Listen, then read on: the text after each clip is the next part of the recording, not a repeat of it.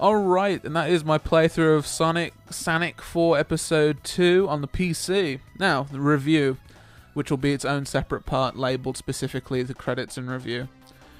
So, I thought this game was way better than Episode 1.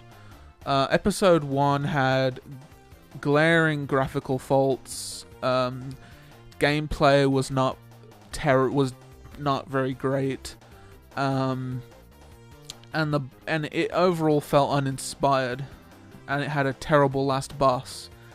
Now, completely in contrast, this game went its original way. Like, this game went a different way. It went original. It didn't try to recapture the past. It just went original, which I really liked. It had original levels, original music, and it was good. The levels were pretty good. Like, the snowy one is probably my favorite. And it was just, and the first level, and the ruins and the snowy levels, they were my favorites. None of the music is really that memorable again, but at the same time, the levels were still pretty damn good, so it's just a shame about the music not being that great or that memorable. The graphical problems that I had with Sonic Episode 4 Part 1 were completely fixed in this game, except it's still a bit of a bad PC port because it doesn't give you any options. It doesn't give you any options besides what resolution you want it at, which is not good. For a PC game, you need to have more options. Like, a lot of my issues with the graphics in this game, which is that it has no anti-aliasing whatsoever, could be solved if you gave me an option to turn anti-aliasing on. It's just stupid. An easily fixed problem. But the Sonic model was fixed from the last one. It doesn't have the washed out colors. It actually looks like Sonic. Tails model looks pretty good too. There's no artificial lighting. They actually use level light instead, which is what I wanted in the first game, but they didn't do for some random reason. Has a few throwbacks to old Sonic games here and there, but the levels overall are original, and they do not feel uninspired. They feel like they're actually good levels. The physics are still a bit naff. If you want like momentum-based physics, they're still naff as fuck. Like you saw, I could get mass speed by just homing attacking a whole bunch of times, and that was the end of it, you know? So it's a very well done game. The gameplay felt a lot nicer as well than it did in the first part, which is a good improvement. It was fun to play.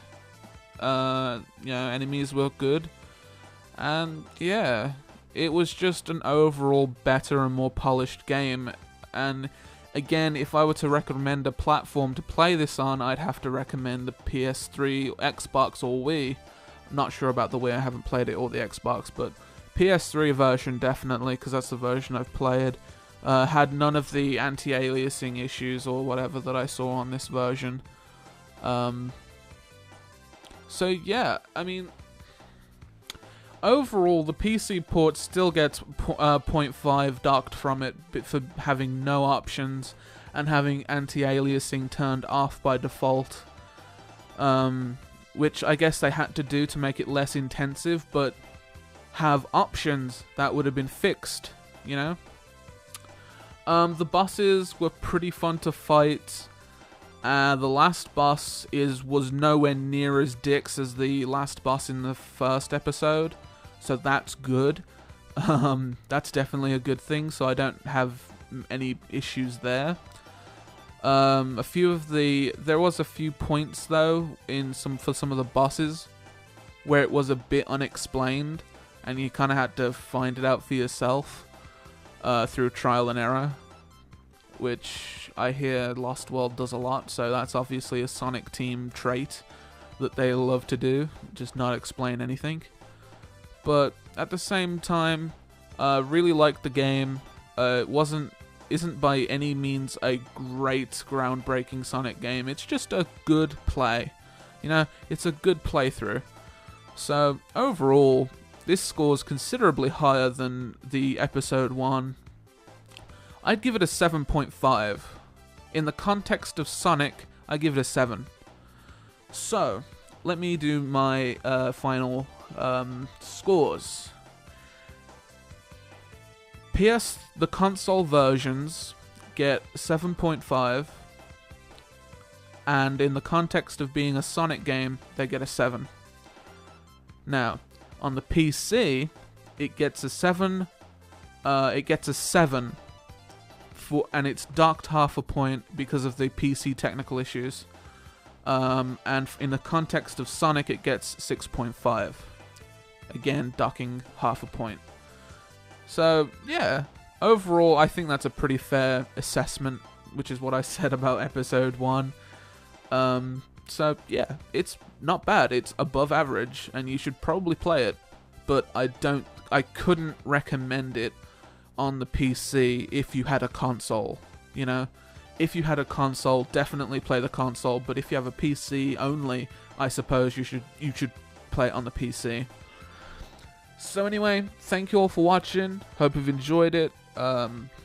Just subscribe, like the video, share them around. Really helps me a lot. And yeah, thanks for watching, y'all. I'm out. Bye.